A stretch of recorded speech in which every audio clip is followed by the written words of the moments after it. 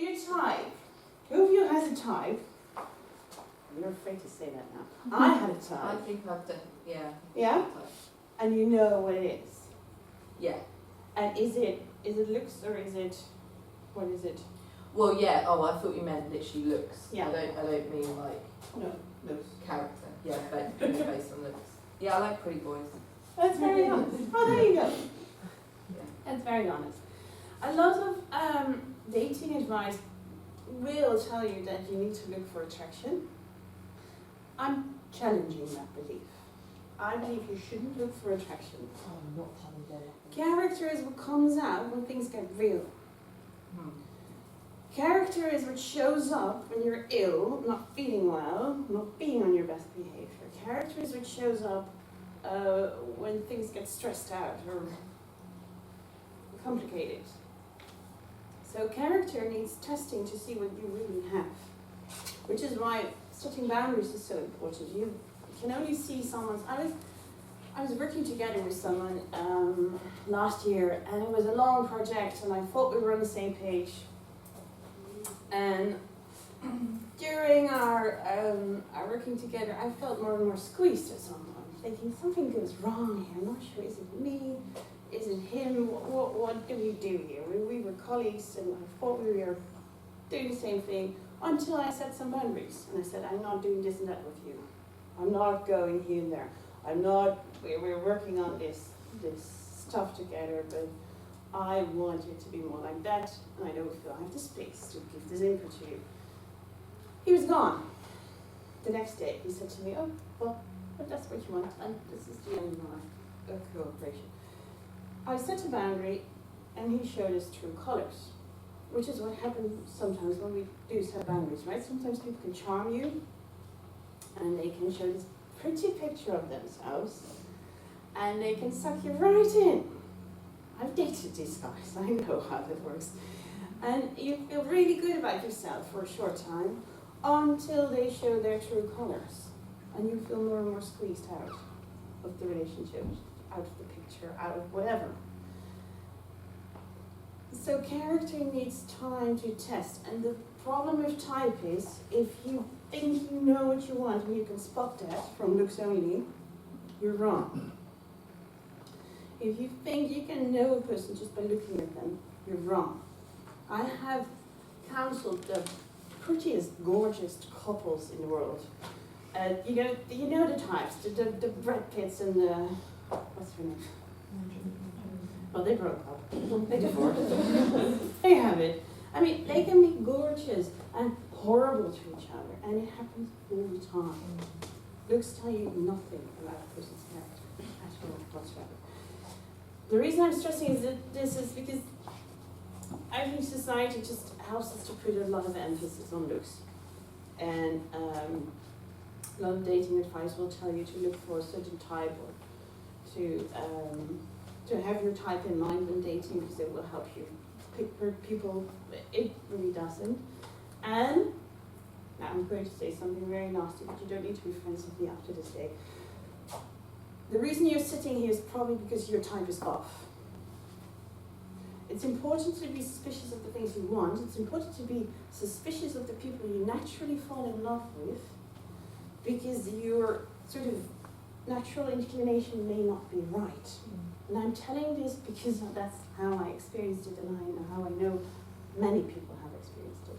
I used to go for the tall blonde type. Now, it might not surprise you, but my dad is tall and blonde, and I love my dad. What kind of stuff you not principally heard? Well, that's good. But he may have been when he was 30. I idolized my parents' marriage up until I was 30. I thought they had the perfect marriage, and I thought if I just find such a guy, and I didn't even think that. It was more an unconscious process. If I just find such a guy, I will have a perfect marriage. Guess what? My parents don't have a perfect marriage. They'll be the first to tell you. And my dad is a great, very great man. But he once said to me, Aukelien, are you aware of the fact that I'm 65? And that I have become this person through the past 40, 50 years of living and training and getting coaching and counseling and being married to your mother. Has it ever occurred to you that my character now is not the character I had when I was 30, 35? So you're looking for something that's quite impossible. You're looking for some sort of character in a young guy, and he may have that character, but you're judging it for all the wrong reasons. He was right. And I think for some people, falling in love is absolutely a red flag. And this may be painful to hear, because we overestimate in our society falling in love all the time. We think that's the only criteria we have often to go on. Why would you date someone? Why would you enter a relationship with them? Because you've fallen in love. It will often be the first question asked. When you're dating someone you like, and you tell it to a friend or a family member, they will ask you, are you in love? And they make it sound like that is a reasonable and only criteria to be in a relationship with that person. Whereas for some of you, you may have to be very aware that falling in love can be a bad sign. Because you've fallen in love with the wrong people before. So that is where attraction, and that's also where sex comes in, where sex is sort of complicating things often. When we go to bed with someone, we develop feelings for them, whether we should or not. You know the movie Vanilla Sky? It's a pretty old one.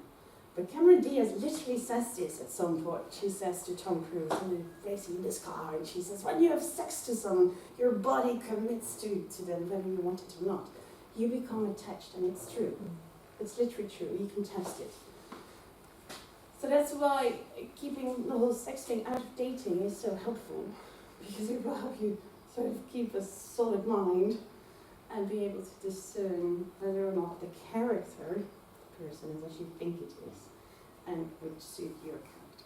I do have sort of a 3-week, 3-month, 3-year rule. And I say sort of rule because it's not a rule I want you to write on your wall, but it's sort of a rule of thumb. You can date someone for 3 weeks and sort of know whether or not there are red flags there.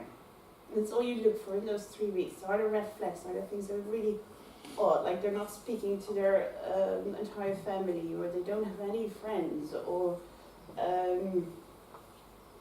they keep talking about exes, or there's things there that you can go like, okay, and then still you can address those. Like, okay, tell me why you're not talking to your entire family, what's going on there, what's happening. Those are things you can address. And people can have a good story to tell you, and you get to know them better, and you can say, well, actually, that makes sense to me. Your entire family are chainsaw murderers. I wouldn't talk to them either, right?